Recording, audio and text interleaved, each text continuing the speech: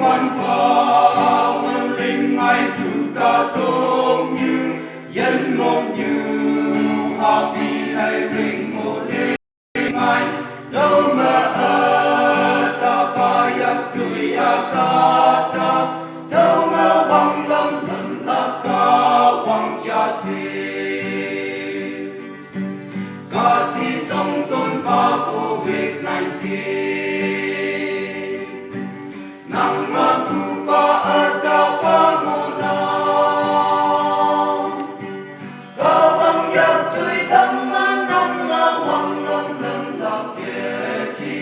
sa aga tayo mapuyan ke kadong như hang ko như ha asaya corona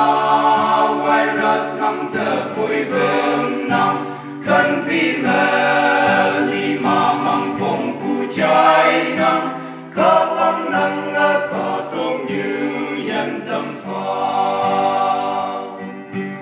có si song son pa COVID-19 nang aku pa ada pangunaw kawang yak tui taman nang ngawang lam lakyeji sa aga tayo mapuyan ke